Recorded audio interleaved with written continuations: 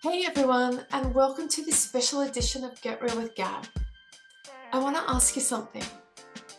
As an entrepreneur, have you ever felt like you're drowning in the pressure to hustle 24/7? That if you're not constantly grinding, you're somehow failing? That to build something truly successful, you have to sacrifice your sanity, your health, and your peace. For years, that's what the startup world has taught us. But I'm here to tell you that it's a myth. And it's a myth we need to break right now. A few months ago, I had the incredible honor of being a guest on the Life Well Lived podcast, hosted by the amazing Omobola Stephen. Omobola is a powerhouse when it comes to positive transformation, and we dove deep into this exact topic, rewriting the startup success script. In our conversation, I share my personal story of going from a tech executive to a soul-led mentor, and how I help founders build profitable businesses from a place of wholeness, not hustle. And most importantly, how to build a business that feels good on the inside, not just one that looks good on the outside. This conversation was so powerful, I knew I had to share it with you all. I hope you enjoy this episode of Get Real with Gab.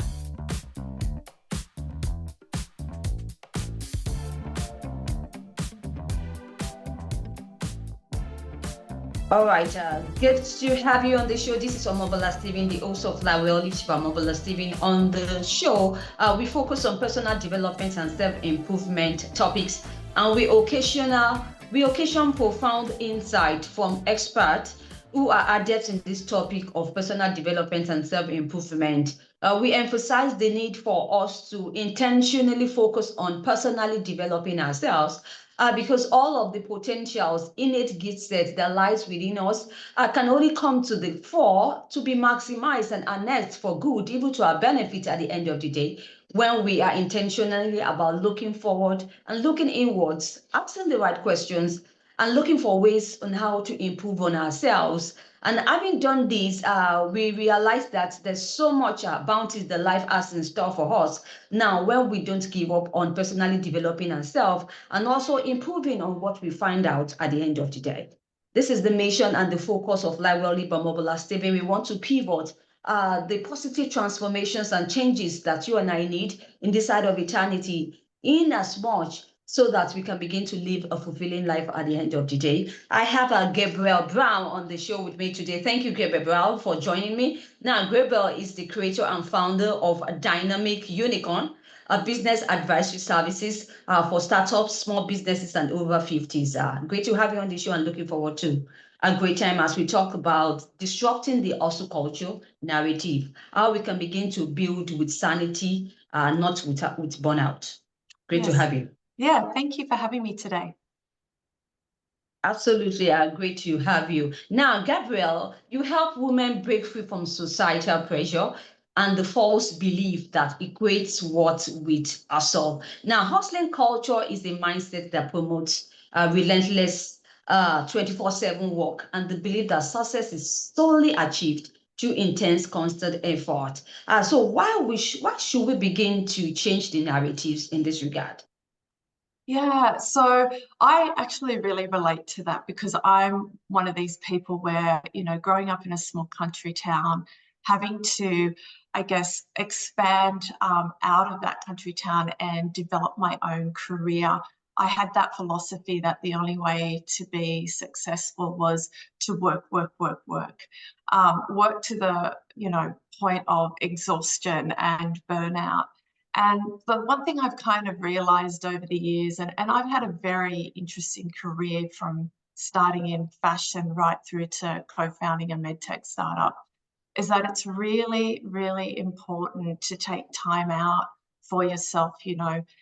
Things will get done, things will progress forward. And the way that I've learned to do that is to take a step back, have a look at the plan, really develop that plan of what you're wanting to do in your own business or side hustle, whatever that is.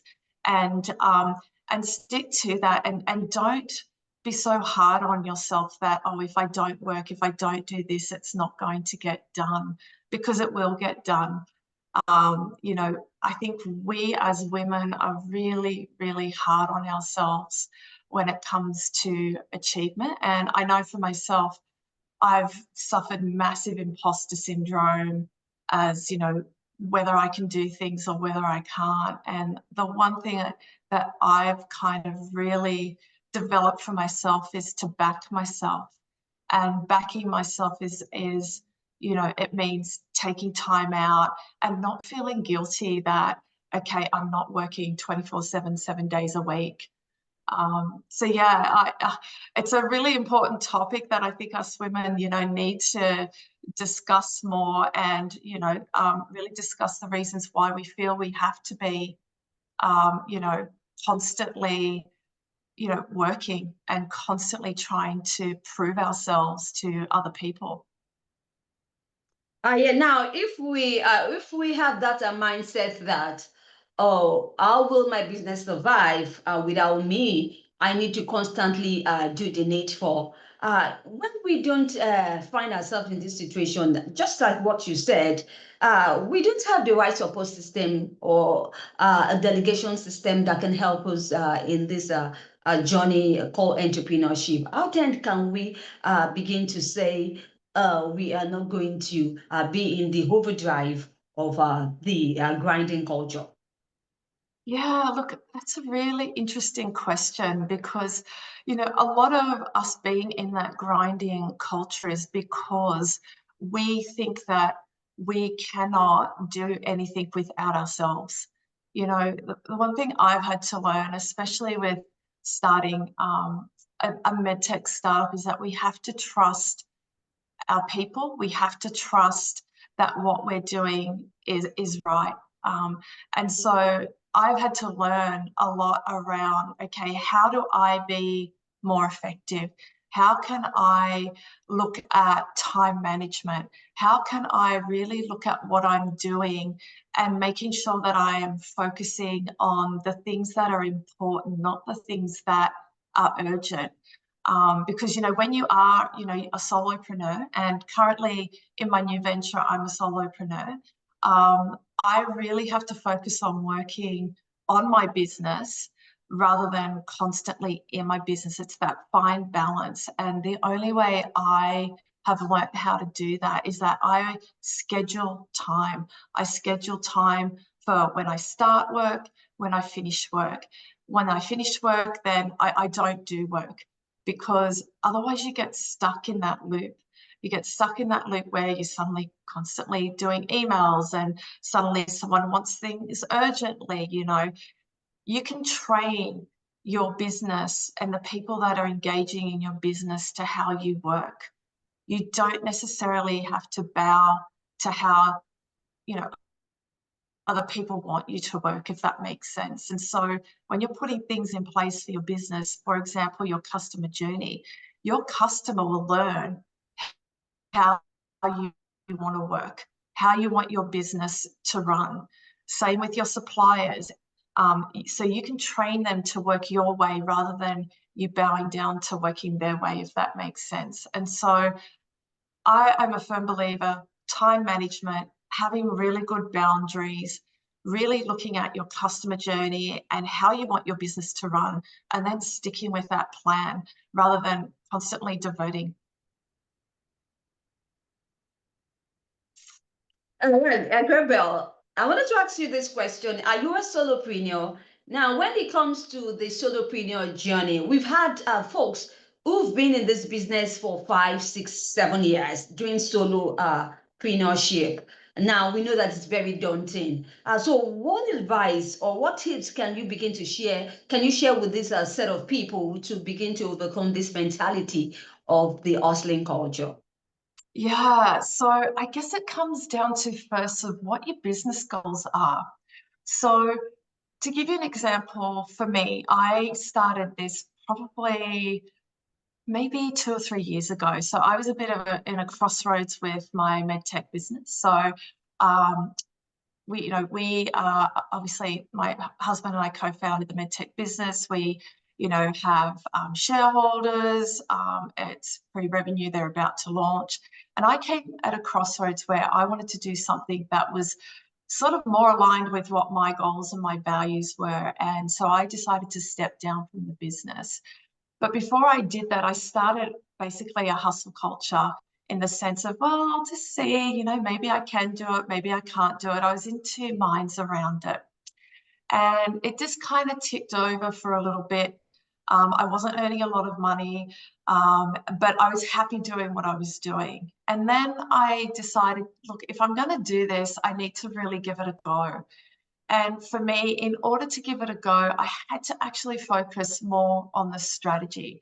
And so for probably the last 12 months, I've been working on that strategy, still moving forward with my business. I've probably had the biggest 12 months of my life in my business because I decided to work on the strategy in my business and started to implement things.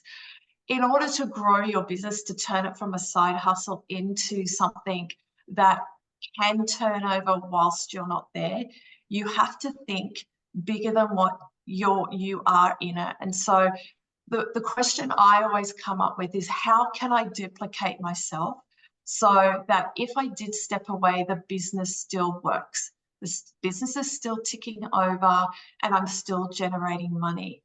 Now, that's a hard thing to do because a lot of people, and I'm not saying everyone, but some people are very caught up in, well, it can only survive without me.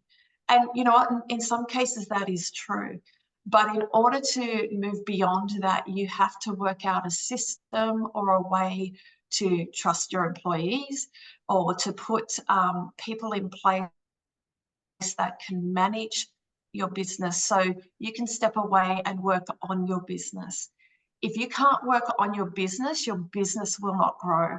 It will always be stuck in that cycle of a hustle.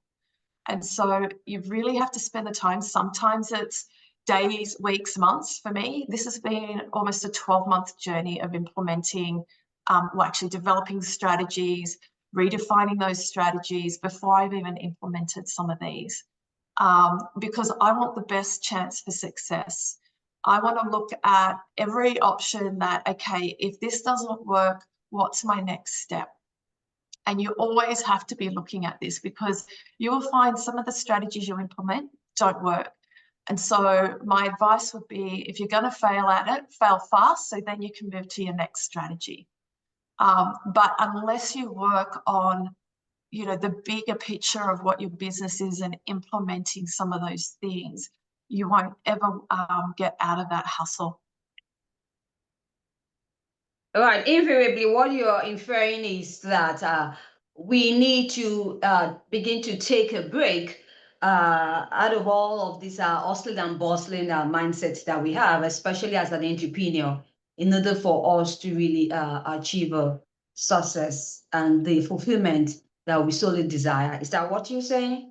Yeah, what I'm actually saying is that as an entrepreneur, you find that when you're working in your business, you still need to work on your business. And so what that means is that, you always have to make money. Absolutely. And your business as a solopreneur is reliant on everything that you do for a transaction. But on those times or those days when you don't work, so let's just say your business is a Monday to Friday business. You've got, one day on the weekend where you can sit and work on strategy. You have to work on long-term strategies of how can I grow it, where I can basically put things in place so that I'm not working the grind 24/7. I hope that makes sense. All right. Sure. Thank you, Gabrielle, for the insight.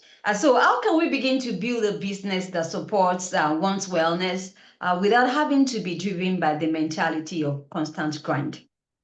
Yeah, so I think the biggest thing to look at is, what is your driving factors in the business? So if I use me as an example, with my career, so I started in fashion, and I'm not sure if your audience knows a lot about the fashion industry, but the fashion industry is pretty much, well, like the movie that we've all may or may not have seen, The Devil Wears Prada. It is very much like that. You are basically a slave to the industry, working very long hours to have little gains, if that makes sense, and especially if you're an employee for someone. But throughout my journey, I've always had that entrepreneurial spirit of how can I get out of this hustle? And I guess one of the things as I've gotten older is that I don't want to work 80 hours a week. I don't want to have to stress about whether or not I'm going to have a job or a business the next day. And so, for me, I had to really step back and think about, okay, what is actually important? Is money my driving factor? Because if money is my driving factor, you can get a job, you can do anything to earn money. But if purpose is my driving factor, which in my case it was, then purpose is going to lead what I'm going to be doing in my business. Because if I'm leading with my purpose, then it's not really a job for me. I'm enjoying what I'm doing. I can pick and choose my hours. And from that, then I started to look at, okay, what am I offering in my business? And how can I turn that into a purpose-driven business where I can earn an income that I want to earn, I can work hours that I want to work, and I'm building my network and my connections around how I want to live my life.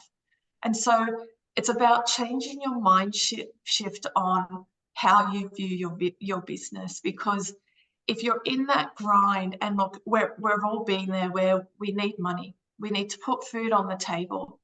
And there is, a point in time where, you have to do those things.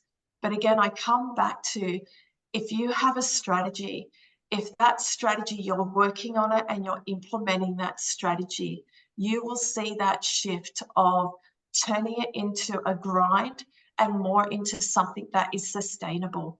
Because if you're in that grind, it's not sustainable. You'll get burnt out. And burnt out could mean sickness. It could mean you just can't do it. You know what I mean? You wake up every day and and I've been there, it's such a heavy weight to carry, where you have to put yourself in that mindset of, I've got to get out of bed today just to make some dollars to put food on the table. Unless you can work on, how can I do this? And how can I work towards a goal that will get me out of that, where I can be fruitful, I can lead with purpose, and I can have the business that I want? Again, you'll be always in that grind. All right, and now that is where the importance of beginning to have a mind shift. I think that's Mind shift. absolutely important. But I know that it takes a journey.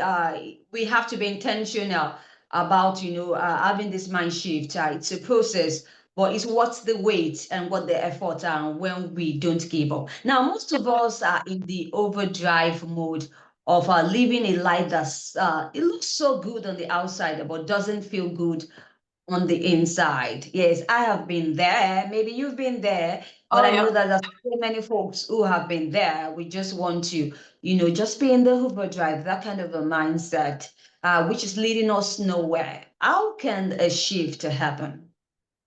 So can I give you an example? So I'll give you an example of a lady that came to me in my business. And she basically, I was having a meeting in a cafe. I often have meetings in cafes with my clients. And she was sitting next to me. And she came up to me afterwards and said, "Oh, I think I need your help." And in our discovery, our first discovery session, like, she had this business for 10 years. She's in, I guess, the alternative healing space. She's an intuitive healer. And she has all these things that she has in her business. When I had a look at her website, it was pages and pages of stuff. And I was like, I actually really don't know what her business is about. And when we actually sat down, and again, I come back to strategy, and she was working in overdrive. She was a single mum. trying just to put food on the table. And she had done this for 10 years. And she was at a crisis of, I either give this up or get a job.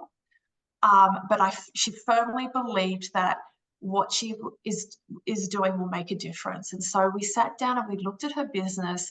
And what we discovered is that all 12 pillars of her business, which she was trying to sell services on, one was making her money.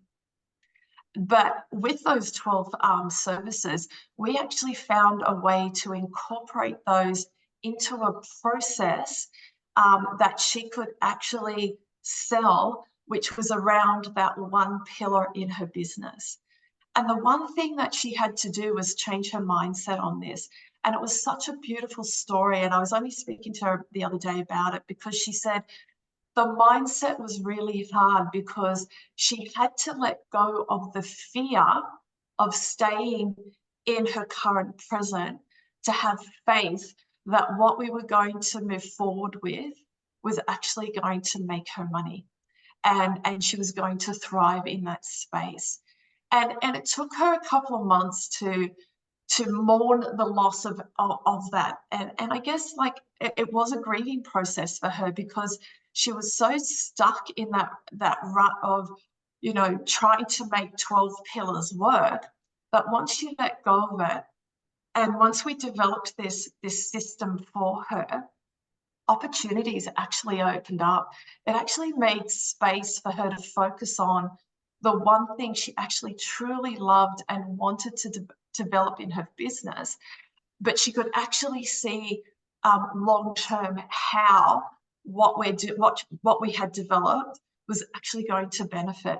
And once that mindset shift happened, she literally within a few weeks started to get other opportunities. She it was a total shift. She totally changed the look of her website. She totally rebranded. Even her positioning statement of what her business was about, she changed. She was ready. She was actually ready to change the way she wanted to do things and actually position herself to where she wanted to be. She could see it. And that's the most important thing. If you can see it, you can go through that transformation, change your mindset. I guarantee you things will open up for you. Thank you once again, Gabrielle. That was really an inspired lesson, an experience that you shared with the audience indeed. Now, drawing from your personal story and startup experience, how did emotional intelligence, lean thinking, and community support help founders just like you survive the toughest of season? Yeah, so they're really, really good, I guess, things to look at when you are in that startup mode. And look, when you're starting a business, it doesn't need to be a massive tech startup like we did. But to explain my journey with it, so when my husband and I started our medtech startup, I actually had no idea about technology, then alone animal medical technology. And I had no idea in how a startup actually kind of worked. I had my own little businesses. And when I say little businesses, they were businesses that ticked over. They were more of a side hustle. I knew things about business, but I didn't really know, in depth what you had to do in business. And so when my husband and I started, like my husband was doing grad school, he didn't have a job, I was supporting us, and we had to work out how we were going to do this on a shoestring budget. The one thing I learned by adopting a shoestring budget mindset is that if you run lean, your business will be more profitable than thinking you need all of these things within your business. You actually become really creative at how can I do things with a no budget. We actually had no budget for about 10 years. We had to fund everything. We were working jobs. We were working, to pay for development of our tech startup. And I can tell you now, a medtech startup isn't hundreds of dollars. It's more like hundreds of thousands of dollars we had to budget and work out how we can do it. So you really have to be resourceful, and you really have to, I guess, think outside of the box of how you can do it, how you can grow and build a business without having to find extra resources if you don't have it.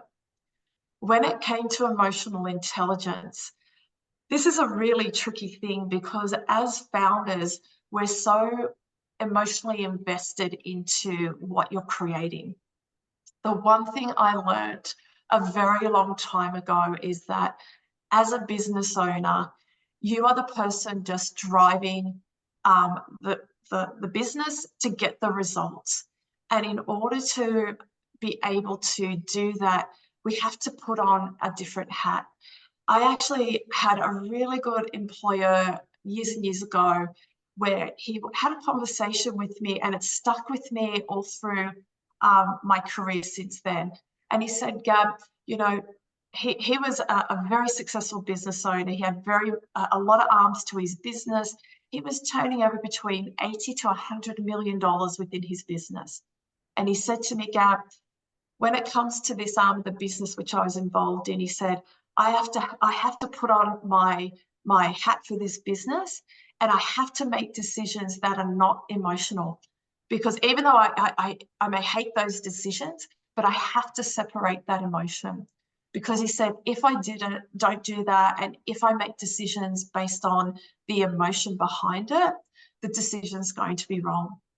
And it's one thing my husband struggled with when we started our medtech. And I had the same conversation. We have to put on our hats when we're making decisions. And so I said to him, okay, when we're at work, you can't call me pet names. You can't do this. I actually put boundaries in. And he's like, what are you doing? And I said, we can't do that, because if we have employees, we have to be professional still. You can't sit and call me babe. You know what I mean? Like, you have to call me by my name. We have to have those boundaries. And I said, and I have to have tough conversations with you that you're not going to like.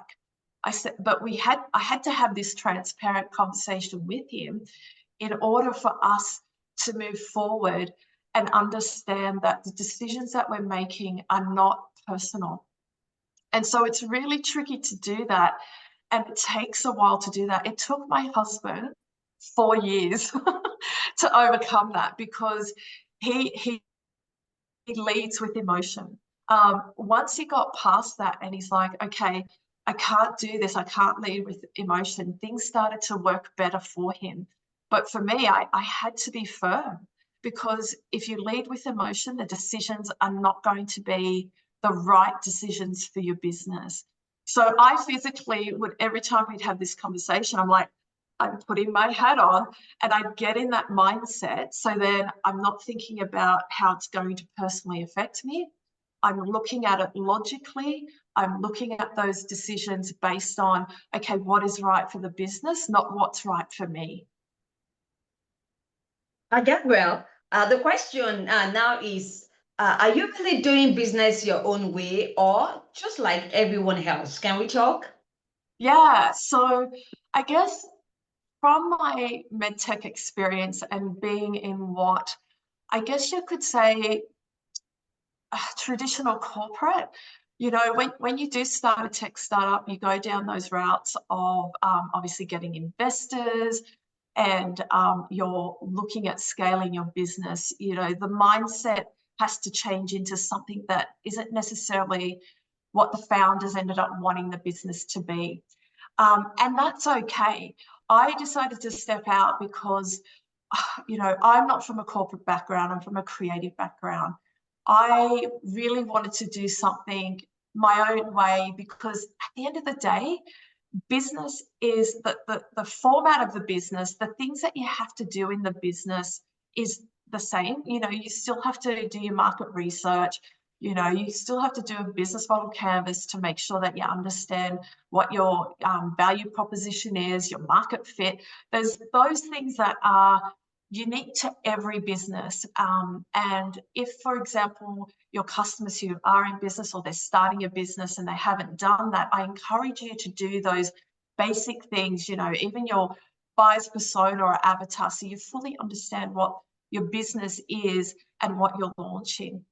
But I guess what came out of me stepping out of a business, I really wanted to look at doing business your way. So my motto is do you in business, because even though the fundamentals are the same for all businesses, you can actually do it the way you wanted to do it.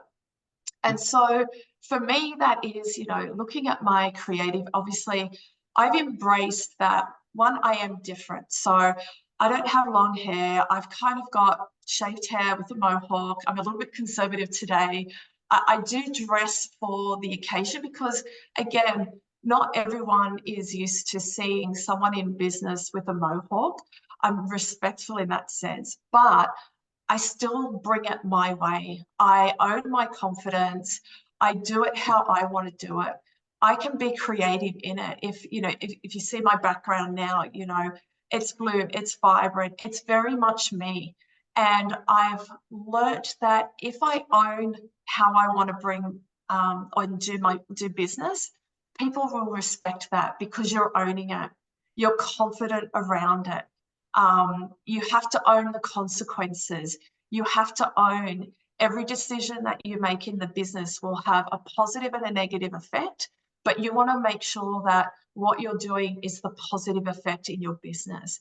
And so, Get Real with Gab is a podcast that I've developed and we have real conversations because everything that happens in business, no one's exempt. No one's exempt from the struggle. No one's exempt from the financial challenges. Even in big business, no one's exempt. But if we get real about it and we own it, then, there's no sort of hidden surprises and we can deal with it how we wanted to deal with it. The other thing I wanted to really encourage, I guess, small businesses is that you don't have to aim to be the blue ocean unicorn. And this is the thing that I learned, because to be that, billion-dollar valuation, blue ocean unicorn, it's actually not as common as you think. But what we can do is be our own unicorn. Let's strive to be the success we want to be and the unicorn we want to be, whatever that is. If that's turning over 20,000 a year, 50,000 a year, $1 million a year, it doesn't matter. That's your goal. That's your business. But do it your way. Own it your way and be that unicorn your own way. Absolutely, doing business our own way is the way to go. And so how can a local business mindset drive global innovation? That's some tough work, some resilience, effort, a lot of patience, right ecosystem, and all there is to go into that. Can we talk on that? Yeah, so local business wanting to go global. And look, there's some key things involved in that. And probably the biggest thing is, okay, I'm ticking over nicely. How do we do that in my business? If I want to be a global business, what does that mean? And so the one thing that I would look at and make sure before we did any kind of strategy is making sure that what you're doing has a fit in the market globally. Okay, so for example, if you've developed some kind of technology, that you're able to scale that technology. It's also looking at your systems and processes, because once you start getting globally, like if you're an online business is very different. If you're a type of product-based business, to give you the example of, say, a mid-tech startup, there's more things involved that you need to consider and a lot more strategy around it. So that will include things such as, okay, how do we ship products? If we manufacture in a certain country, how do we from there ship to other countries? What kind of ERP systems?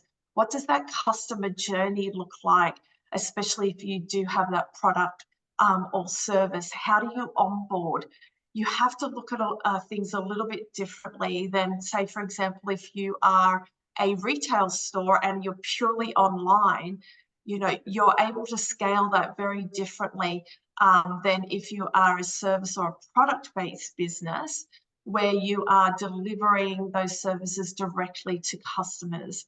So for example, if you look at, again, our product, if our product is for veterinarians, we had to look at an onboarding system or a way to onboard those veterinarians that it can be done easily. It can be done with not necessarily having someone there holding their hand all the way. So we had to look at putting processes, platforms in place to be able to do that. In order to scale also, again, depending on your business, you may need to look at investment and how you're going to do that, because unless you have deep pockets, scaling globally does take a lot of revenue to be able to do that. My recommendation also would be, if you're looking at this, is to get advice on how you can do that, and get advice on someone or a company that has enabled small businesses to scale, because there'll be a checklist and they'll be working with you directly to be able to do that. Again, I'm talking more around service, product-based, rather than online businesses like online retail stores, because again, you can build online quite I guess rigorously. Again, it does take time. Online stores or retail stores, it's around your customers, how you're engaging. Again, having the back end in your business to be able to cope with online orders and so forth. So there's still a lot of work to be able to do that. Not unattainable, but it does involve a really good strategy around that. Thank you so much, Gabriella, for your time and for sharing this insight with the audience. Do you have any exciting news, perhaps a project you think it's going to add value or immense value to the audience? You can share them if you have any. Oh, thank you. Yeah, so I'm in the process, again, this is part of the strategy I've been working with my PR team, and I actually do have a couple of employees around providing, I guess, services to small businesses and startups. And so we will be relaunching our new website probably early to mid-July, and part of that will be services for small businesses and startups. So that's my sweet spot. I love working in that space. Part of that will be around one-on-one coaching. We are looking at doing, and we're preparing at the moment, I guess a online, I guess it's a course you could call it, where you are going through that process of starting your business, and I'm there holding your hand all the way. We also have services where if you are in a tech startup, you're struggling to kind of get to your minimal viable product, we have project management resources, because again, I have a lot of experience, my team does, with going from zero to minimal viable product. And then we're also launching fractional services. So fractional services are, for example, if you've got a project, you may need a software development person for a period of time. We have services like that, even marketing pertaining to video, if you're wanting to do more things around video content. We have fractional services that can actually help your business on a project by project basis. So yeah, so that should be launching hopefully mid to end July. But by all means, I'm already offering those now. We're just making it more official. It's out there, so people can actually tap into those services rather than having to email me, hey, can we do this or can we do that? And so again, a lot of my journey, I've had to go through that process of, okay, to think big, to duplicate myself. I've had to really go through the mental pain, as we always do, of working on my business to make sure that this is something I'm able to scale without me being in the business 24/7. Right, good to know. Thanks for sharing that and for also making it official to the audience. I appreciate that. Can we have your social media handles and your website? Well, they're optional, but feel free to share if you have them. Yeah, so I have my website, which is www.dynamicunicorns.com. And currently we will be also, this is all part of it, launching that website in North America at the end of July. So there'll be an actually dedicated website for that. I do have obviously my social medias, which is at Dynamic Unicorns, or on Facebook, the Dynamic Unicorns community. And then I've also got my YouTube channel, which is Get Real with Gab. So we've just started doing podcasts. We also have a lot of shorts on there. And what the podcasts are is that I just have real conversations with people in business. You know, it's raw. You know, I pride myself on not doing a lot of editing in that sense. So people can see that, you know, this is raw conversations. These are struggles people go through. This is how they got through it. And so, yeah, so Get Real with Gab is on YouTube. Yeah, if you want to have a look at some of those podcasts, by all means. And if you want to connect, yeah, please reach out. I love meeting new people. I'm also on LinkedIn, Gabriella Browne. Love meeting new people, love having conversations. Very good to know. Thank you, Gabriella Browne, for your time and for sharing your insight on today's topic of discussion, disrupting the hustle culture narratives, how we can begin to build with sanity, not without burnout. And now, Gabriella Browne is the creator and founder of Dynamic Unicorn, a business advisory services for startups, small businesses, and folks over 50s. We had a great time listening to your expertise as we explore this important topic, especially for startups, the entrepreneurs, and also the solopreneurs. It was great having you indeed. Wish you best of luck once again in all of the projects that you embark upon, and also in your podcast career. Yeah. Thank you so much. And thank you for having me today. And I just wanted to say, for you and your audience, I really appreciate your time. I wish you all success. And by all means, if I can support your journeys, please just reach out. I would love to know more about your businesses and how I can support you all. Absolutely. Good to know. Thanks for that, Gabrielle.